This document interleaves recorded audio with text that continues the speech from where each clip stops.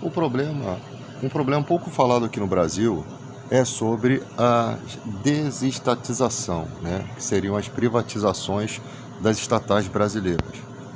E você pesquisando na internet, você vai ver sites em que, quando fazem análise dessas privatizações, enchem a bola de quem privatizou, né? Quando na verdade a gente vai fazer um levantamento real daquilo, não é nada da forma como estão dizendo. Quando você tem uma estatal brasileira, muitas vezes essa estatal ela não consegue por si só se sustentar. E aí o governo precisa dar incentivos, né? Precisa ajudar essa estatal a se manter. Ou seja, na visão, essa estatal está causando prejuízo. Só que isso tem que ser analisado de diversas formas, até porque existe muita gente empregada nessas estatais e isso movimenta, né, o trabalho, né, o crescimento do índice de desemprego, do índice de emprego, né, e reduz o índice de desemprego. Tá? Então tudo tem que ser avaliado. Algumas empresas, elas literalmente são vendidas a preço de banana. Por quê? Porque às vezes você, como você sabe disso? Quando você compara empresas da mesma dimensão, da mesma proporção em tudo, com as mesmas praticamente características e valorização de mercado, e também com os mesmos empresas proporcionais, né? Às vezes com um lucro semelhante. Quando você vê empresas sendo privatizadas em outros lugares, outros países, essas empresas, por exemplo, chegou ao ponto de uma custar 460 milhões, uma empresa da mesma proporção, que gerava os mesmos lucros do que uma brasileira, que foi vendida por 33 milhões. Olha que coisa absurda, é uma verdadeira entrega de um patrimônio nosso, né? Porque essas empresas são recursos estratégicos do governo. Se você vende uma distribuidora como a BR, né, você privatiza ela, você não consegue ter o controle dos preços, você não consegue trazer benefícios, né, para quem vai consumir o produto dessa empresa. Então, para você se desfazer de uma estatal, ela realmente tem que ser uma empresa que está sendo um problema sério para o país, né? Não uma empresa que, quando você avalia, você tira a prova real de que, por mais que ela tenha um certo prejuízo, ela consegue sustentar certas coisas. E se for fazer a venda dessa empresa, ou se for vender partes dos ativos, ela tem que gerar uma boa receita para o país. E outra coisa, ela tem que fazer investimentos, né? Porque acontece muitas vezes de uma empresa não fazer o investimento, ela compra o território, né? Ela compra o terreno lá com todo o equipamento e ela não faz investimentos, ou seja, ela fornece para a população uma condição ruim do serviço, que poderia, que se tivesse nas mãos do governo, poderia ser cobrado, né, dos governantes e ser melhorado. Então, essa falta de avanço tecnológico acaba trazendo problemas de falta de água, falta de energia para a população, porque essa empresa está nas mãos de empresários, né? E outra coisa, algumas chegaram a gerar morte. Você tem ali a Vale, né? Você tem ali a questão das barragens de rejeitos, né? De Brumadinho, de Mariana.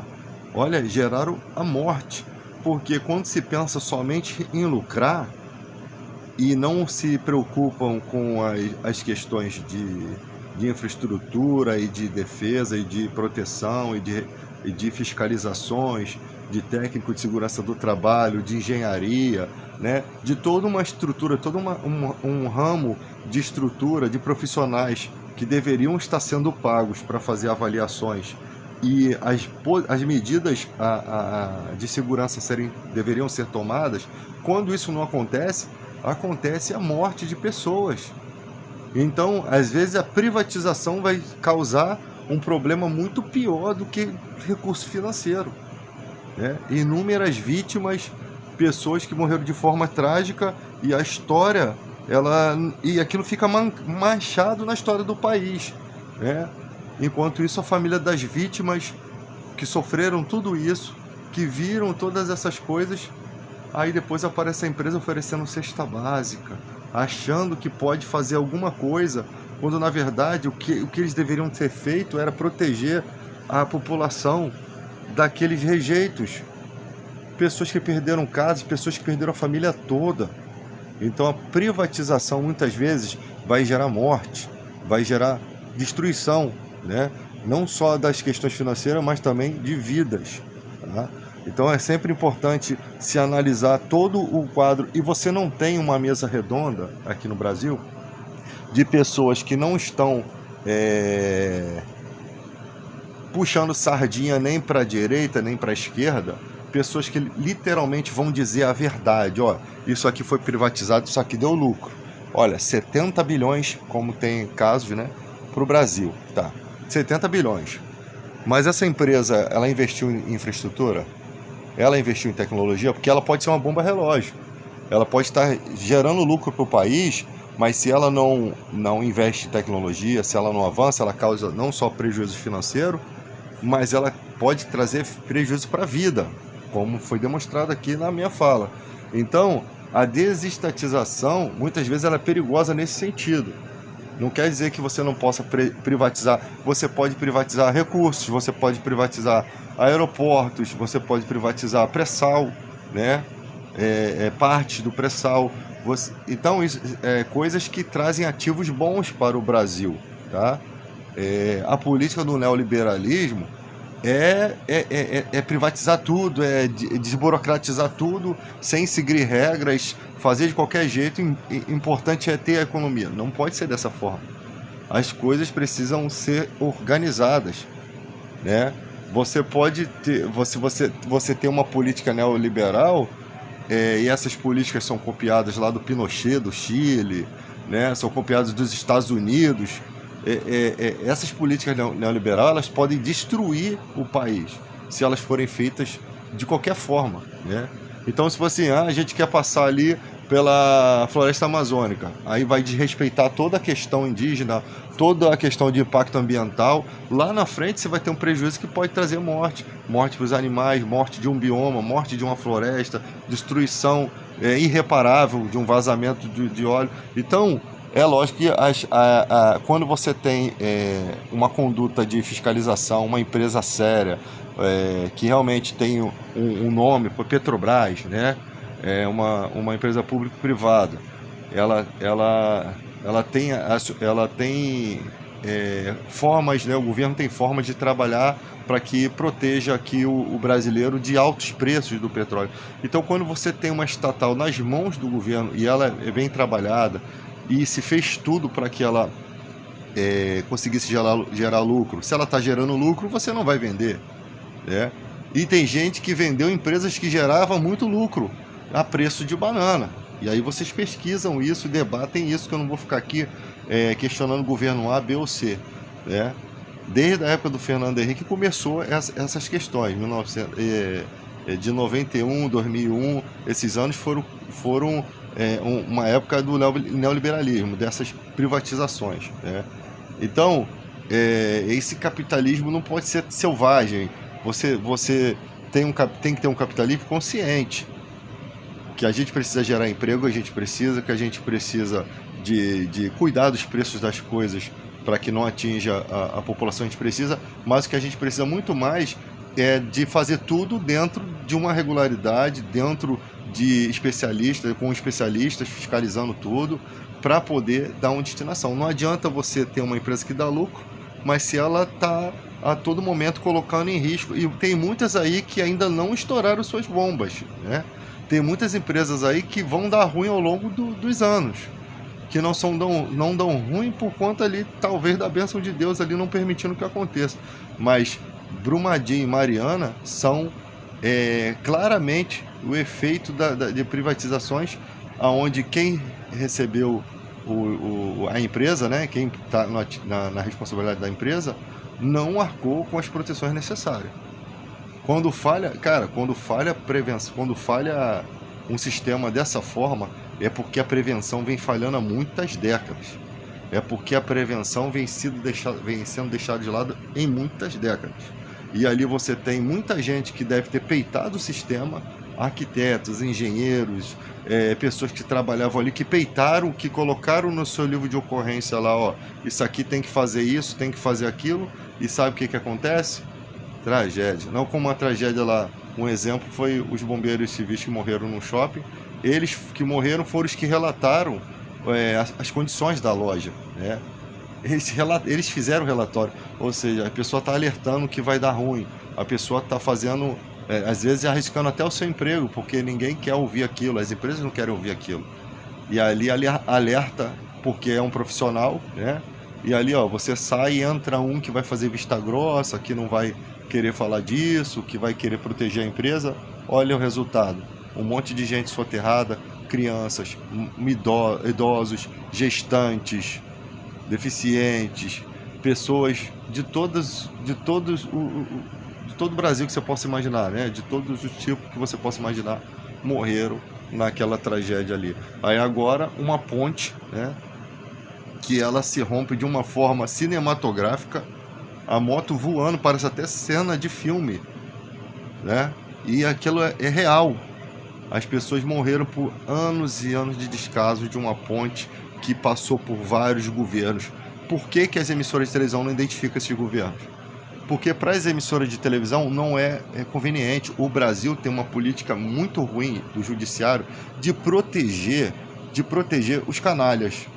E essa política é ridícula. Quando começam a investigar as ligações dessas pessoas, sempre tem algumas ligações que esbarram em questões muito maiores, em emissora de televisão, em pessoas envolvidas do alto escalão. E aí o que acontece? Segredo de justiça. Tudo bota em segredo de justiça, não há transparência. Quando essas pessoas recebem a punição, tornozeleira eletrônica, sempre tem um médico com um laudo que possivelmente é falso para o cara ficar doente, para o cara pegar uma prisão, o cara pega prisão especial.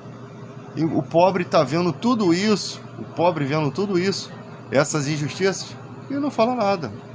O pobre vendo tudo isso. As condições do preso no Brasil rico é totalmente diferente da do pobre.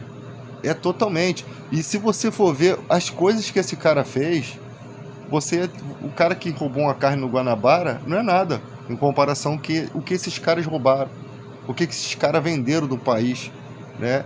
Esse tipo de gente, de gentalha na política, eles são, em qualquer guerra, os mais cruéis do próprio povo, são os mais cruéis, porque eles entregam a nação na mão de outra nação.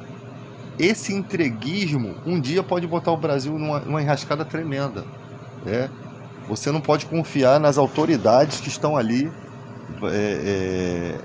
que deveriam estar fazendo os interesses da população, que deveriam estar defendendo a população. Na verdade, eles estão somando com o exterior, né? Com a política internacional. E aí começa a entregar as nossas estatais, as nossas empresas a preço de banana, para poder ganhar dinheiro. São pessoas egoístas que só pensam neles. Então, as leis relacionadas à política, à prisão dos políticos, a ser mais severa essas prisões e mais rápidas, elas ao invés de elas progredirem, elas regridem, porque os caras lá aprovam a proteção dos canalhas.